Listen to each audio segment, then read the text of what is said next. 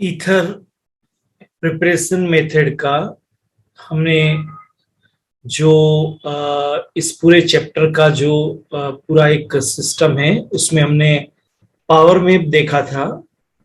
इसके पहले वाले वीडियो के अंदर हम आपसे बार बार कहते हैं कि आपको प्लेलिस्ट को चेक करना चाहिए। अगर आपको पूरे वीडियो देखने हैं उस चैप्टर के तो उस चैप्टर की प्लेलिस्ट को आप चेक कर लीजिए, तो जहां आपको डाउट है वो वीडियो आप देख पाएंगे। तो हमने प्लेलिस्ट में जो इसके ठीक पहले वाला वीडियो था उसमें हमने ether preparation method power map को किया था और हमने कहा था ये 6 to 7 मेथड से ईथर को प्रिपेयर करने के लिए। ठीक है, आज हम एक एक मेथड को इंडिविजुअली बहुत अच्छी तरह से उसके मैकेनिज्म को और वो कैसे होती है उसको देखने की कोशिश करेंगे। सबसे पहले था विलियमसन कंटिन्यूस ईथर सिंथेसिस। तो पहला तो इसके लिए इंपॉर्टेंट पॉइंट है कि ये लेबोरेटरी मेथड है, क्योंकि बहुत सारी चीजों के बारे में आपको नॉलेज होना चाहिए। दूसरा आपको जो ध्यान में रखना है, रिएक्शन का नाम कंटिन्यूस, इसका मतलब है कि ईथर लगातार बनता ही जाएगा। पर बच्चों ईथर लगातार बने ये इस रिएक्शन के अंदर पॉसिबल नहीं है। क्लियर? अभी बताते हैं क्यों नहीं है, लेकिन फिर भी क्योंकि रिएक्शन प्राइमरी लेवल पर हमको ऐसी नजर आ रही है तो बच्चों हम ये कह सकते हैं कि ये कंटिन्यूस ईथर सिंथेसिस है। देखने पर ऐसा लग रहा है पर एक्चुअली ऐसा नहीं है, उसका कारण देना पड़ेगा। तो इस रिएक्शन के अंदर बिल्कुल क्लियर है कि इथेनॉल या एल्कोहल आपको लेना है एक्सिस में, या हमने इसके यहाँ पर एक्सिस लिखा है alcohol in axis. Concentrate H2SO4 की जरूरत होगी। क्लियर? तो एसिड का काम है, आपको मालूम है एसिड का जो वर्क है वो H+ को देना है और इसके सामने जो भी होगा, क्योंकि ये पावरफुल है इसलिए OH देगा, तो ये OH और H मिलके बना देंगे आपको वाटर, आपको मिल जाएगा। नाउ अब हम रिमेनिंग पे फोकस करेंगे। रिमेनिंग यहां पर जो था वो था C2H5, ऑलराइट, और यहां पर जो था वो HSO4। तो C2H5HSO4 ये जो हमारा कंपाउंड है इसका नाम है इथाइल हाइड्रोजन सल्फेट। क्लियर? अब क्योंकि इथेनॉल आपका एक्सिस में, इसलिए ये जो आपने बनाया है इथाइल हाइड्रोजन सल्फेट, राइट, ये इथाइल हाइड्रोजन सल्फेट ये जो एक्सिस वाला है आपका C2H5OH उससे रिएक्शन करेगा। लेकिन पहले तो H2SO4 था, अब H2SO4 नहीं है तो this will gives you HSO4 और यहां से H। तो खुद ही आप करके देखिए HSO4 और H+ क्या बनाएंगे, definitely H2SO4। But this time हमको तो रिएक्शन के लिए कॉन्सेंट्रेट चाहिए था, बट अभी यहां पर ये डाइल्यूट हो गया क्योंकि फर्स्ट स्टेप में वाटर बना था, इसलिए ये यहां डाइल्यूट हो गया। इसलिए हम कहते हैं कि रिएक्शन कंटिन्यू नहीं होगी। एक और इस रिएक्शन के अंदर इंपॉर्टेंट चीज है टेम्परेचर, क्योंकि ये टेम्परेचर बेस्ड रिएक्शन है। 100 या 110 पर तो इथाइल हाइड्रोजन सल्फेट बनेगा, लेकिन जब आप टेम्परेचर को बढ़ाएंगे तो 140 के ऊपर आपको ईथर मिलेगा और ये H2SO4 बाहर निकल जाएगा। तो आपको देखिए C2H5 इधर है और C2H5O इधर है, तो C2H5O C2H5। और हमने यहाँ लिख भी दिया है कि actually this reaction is not continuous. Reason अगर हमको देना पड़े तो हम कह सकते हैं कि because H2O is formed in first step।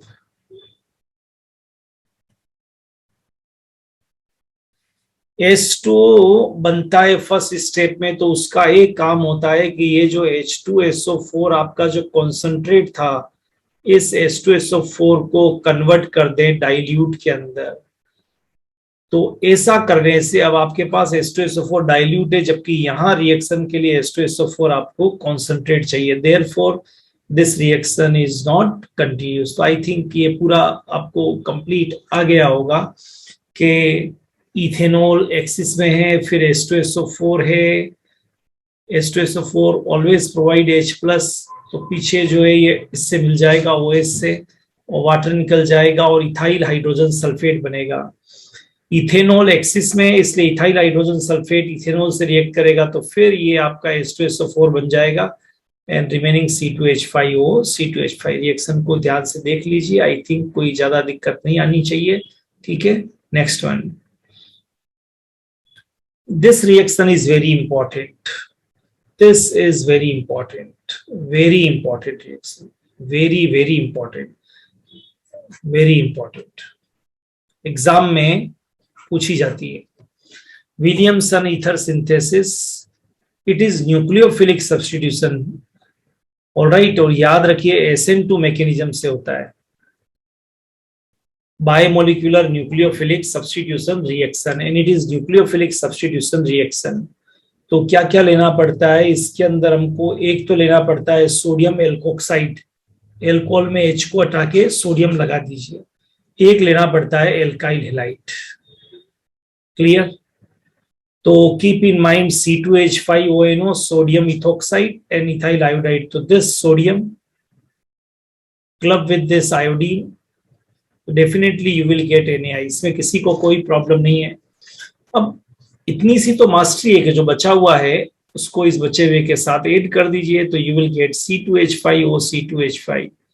This is Williamson ether synthesis. तो आपको सबसे पहले ये क्लियर होना चाहिए कि विलियमसन ईथर सिंथेसिस में क्या लेंगे। तो आपको कहना चाहिए विलियम ईथर सिंथेसिस के अंदर हम सबसे पहले सोडियम एल्कोक्साइड लेंगे, राइट। सोडियम एल्कोक्साइड का मतलब है RONA। एंड दूसरे नंबर पर हम लेंगे alkyl halide, alkyl halide RX। And keep in mind reactivity आपके पास है RI is more then RBr, reactive is more then RCl। तो ये सबसे ज्यादा रिएक्टिव है। तो देखिए ये Na इस I से मिलेगा तो NaI निकल गया, रिमेनिंग आपको क्या मिल गया? ईथर। ये तो एक बात हुई। रिएक्टिविटी ऑर्डर मैंने लिखा है यहाँ पर, मिथाइल का ज्यादा होगा, इथाइल से इथाइल का ज्यादा होगा। आप यहां से यहां तक मोलिकुलर जो मास है उसमें आप क्या देख रहे हैं? इंक्रीज हो रहा है। क्लियर? तो डेफिनेटली जो रिएक्टिविटी है आपके वो नॉर्मली क्या होगी? डिक्रीज होगी। तो रिएक्टिविटी एल्काइल हैलाइड का मैंने बताया, और एक और बता दिया कि iodide is more than bromide is more than chloride. लेकिन अगर कभी primary secondary tertiary alkyl halide हो तो tertiary is more than secondary is more then primary. ये अपने को आना चाहिए। तो देखते हैं पहले अच्छी तरह से इन रिएक्शंस को करके, क्योंकि ये इंपॉर्टेंट रिएक्शन है। इसकी tendency of alkyl halide undergo substitution, तो याद रखिए primary is more than secondary is more then tertiary. मतलब यहां पर एक इंपॉर्टेंट चीज है कि ये सब्स्टिट्यूशन रिएक्शंस, मतलब हेलोजन को हटा के किसी चीज को आना है, सब्स्टिट्यूशन, सब्स्टिट्यूशन रिएक्शन का ये ऑर्डर है, primary is more than secondary is more then tertiary. लेकिन अगर आपको ये मालूम होना चाहिए कि जो टर्शरी है, इस टर्शरी के अंदर इलिमिनेशन रिएक्शन होती है रादर देन सब्स्टिट्यूशन। क्लियर? क्योंकि टर्शरी के अंदर से जब ये बॉन्ड ब्रेक होगा तो आपको कार्बोकेटाइन मिलेगा। जो tertiary carbocation is most stable, ये सबको मालूम है। Tertiary carbocation is most stable. इसलिए हर कोई चाहता है कि टर्शरी कार्बोकेटाइन को बनाया जाए। ठीक है? तो प्राइमरी सेकेंडरी टर्शरी में से एल्काइल हैलाइड टर्शरी वाला ज्यादा रिएक्टिव होगा, क्योंकि इसके जल्दी से टूटने पर आपको टर्शरी कार्बोकेटाइन मिल जाएगा विच इज मोस्ट स्टेबल। तो आपको टर्शरी कार्बोकेटाइन मिलता है, इसलिए वो उसकी रिएक्टिविटी सबसे ज्यादा है। ये टर्शरी है आपका। Clear?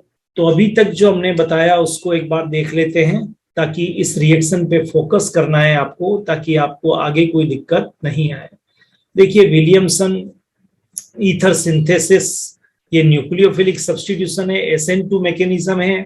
Sodium alkoxide and alkyl halide लेंगे, sodium alkoxide and alkyl halide लेंगे, ये NaX निकल जाएगा और आपको ईथर मिल जाएगा। ठीक है, तो ट्राई टू अंडरस्टैंड, जो आपको ध्यान में रखना है, कीप इन माइंड, जो भी कुछ आपको करना है तो सोडियम एल्कोक्साइड और एल्काइल हेलाइड को लेना है। अब इनकी रिएक्टिविटी है, तो एल्काइल हेलाइड के लिए याद रखिए primary is more than secondary. Alkyl halide का reactivity iodide is more than chloride is more than bromide.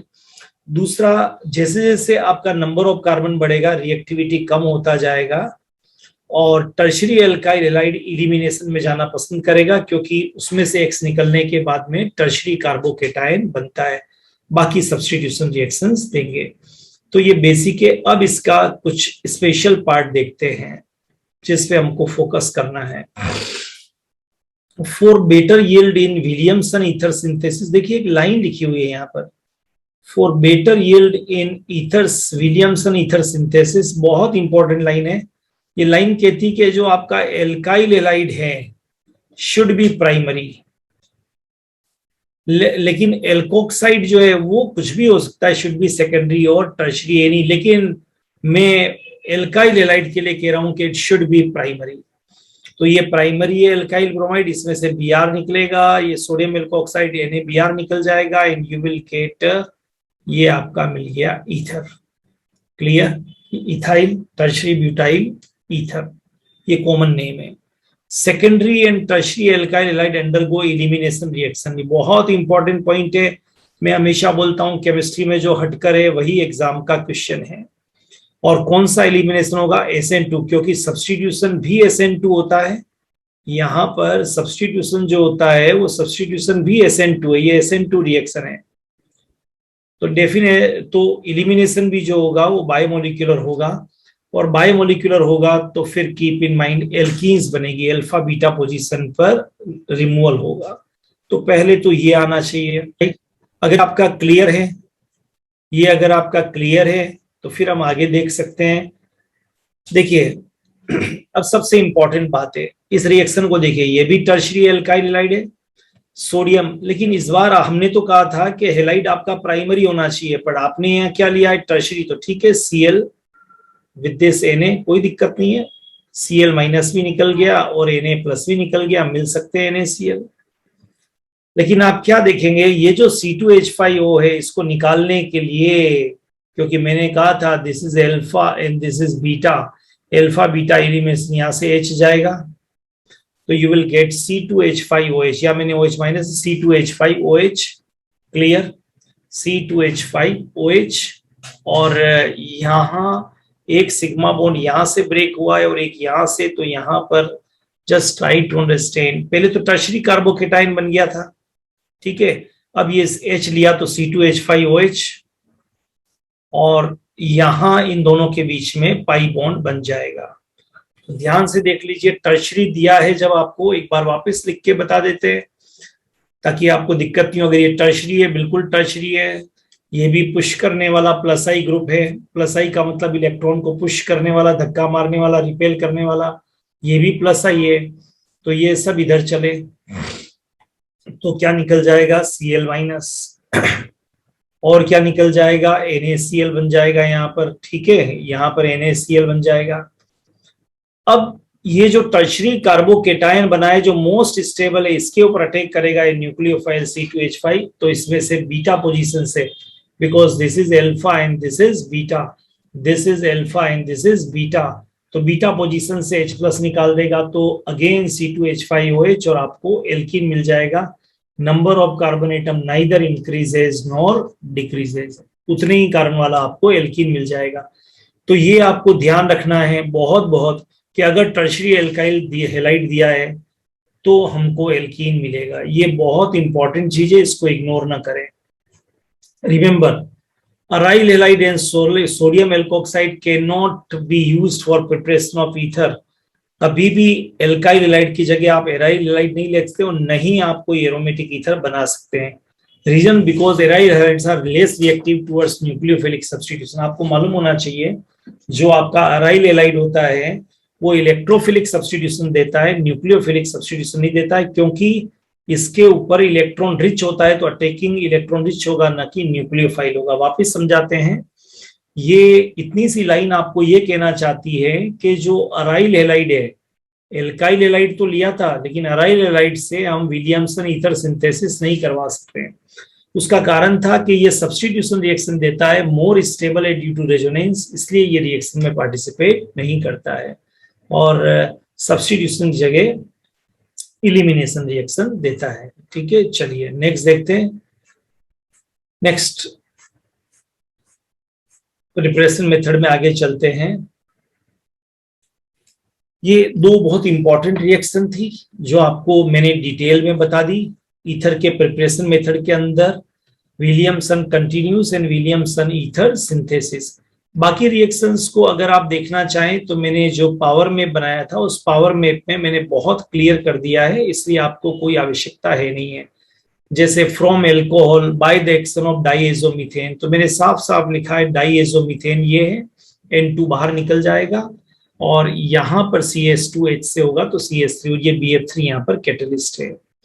From क्लोरोईथर ये भी यहीं लिखा हुआ है, फ्रॉम ग्रिग्नार्ड रिएजेंट, तो कोई भी ईथर लेंगे क्लोरो ईथर बना देंगे उसको एक एच हटा के कहीं से भी, और फिर ग्रिग्नार्ड रिएजेंट से करेंगे तो number of carbon atom increase हो जाएगा। क्लियर, इसलिए इस रिएक्शन को बोलते हैं प्रिपेयरिंग फॉर हायर ईथर। इसी तरह से फ्रॉम एल्कोहल है तो एल्कोहल का डिहाइड्रेशन होगा, यहाँ पर डिहाइड्रेटिंग एजेंट H2SO4 या Al2O3 लेंगे, H2O बाहर निकल जाएगा and you will gate diethyl ether. और इसी तरह से लास्ट की रिएक्शन बड़ी इंपॉर्टेंट थी, एल्कोक्सी मर्क्यूरेशन। तो पहले एल्कीन, एल्कोहल और मर्क्यूरिक ट्राइफ्लोरो मर्क्यूरिक एसीटेट लीजिए, तो इथेनॉल का मिथेनॉल का H, इसका CF3CO मिलके निकाल देगा CF3COH, पाई बॉन्ड टूटेंगे, 2 सिग्मा बॉन्ड, एक पर OCH3 जाएगा और एक पर HgOOCF3, क्योंकि एक तो निकाल दिया। फाइनली डीमर्क्यूरेशन, ये Hg वापस बाहर निकल जाएगा, CF3COOH, ये जो CF3COO था ये आपका वापस क्लब होके इसके साथ में CF3COHG बन जाएगा, बिल्कुल क्लियर, और आपका जो मिलेगा वो आपको ईथर मिल जाएगा। ठीक है, तो ये पावर मैप से भी रिएक्शंस को आप देख सकते हैं, और मैंने Williamson continuous, Williamson ether synthesis ये मैंने आपको समझा दिए, तो आई थिंक इसमें कोई दिक्कत नहीं होगा।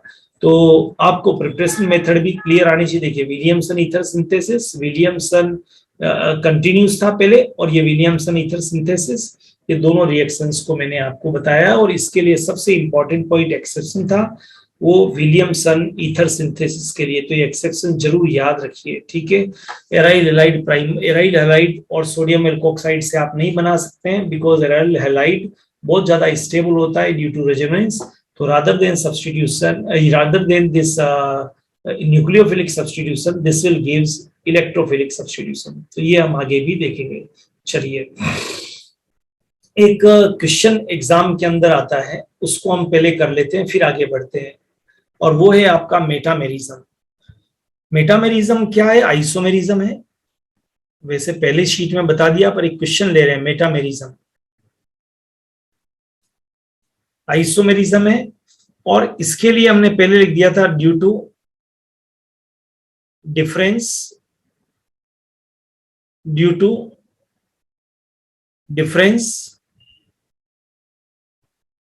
इन नंबर ऑफ कार्बन, और हम बोल सकते हैं एल्काइल ग्रुप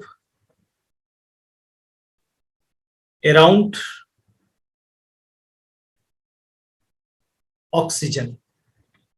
ये आपके कॉन्सेप्ट में आना चाहिए। तो देखिए इधर 2 है, इधर 2 है, इथाइल इथाइल, लेकिन इसमें क्या हो गया, सेम मोलिकुलर फॉर्मूला, बट इसमें क्या देख रहे हैं, एक तरफ 1 है और एक तरफ 3 है, और इसमें क्या हुआ, एक तरफ 3 है और एक तरफ ब्रांच कर दिया आपने, लाइक दिस आइसो कर दिया प्रोपाइल C4S10O, इससे आप 3 ईथर बना सकते हैं।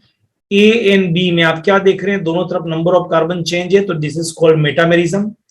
A एंड C, इधर 2 है इधर 1 है, इधर 2 इधर, ये भी हो गया आपका मेटामेरिज्म।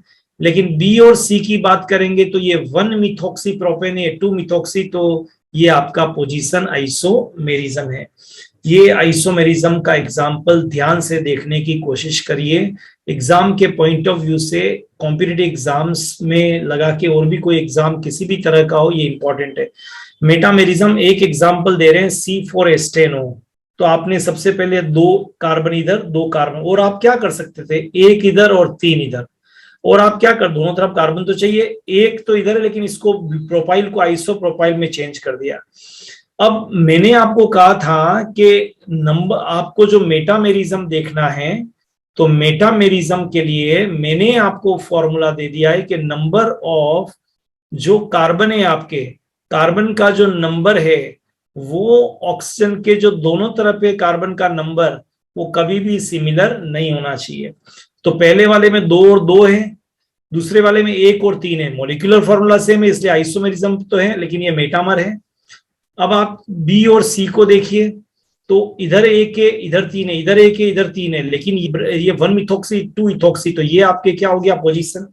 लेकिन 1 और 3 को देखेंगे तो ये फिर आपके मेटामेरिज्म हो गया, क्योंकि इसमें नंबर ऑफ कार्बन एटम दोनों तरफ चेंज हो रहे, 2 है, इधर 1 है।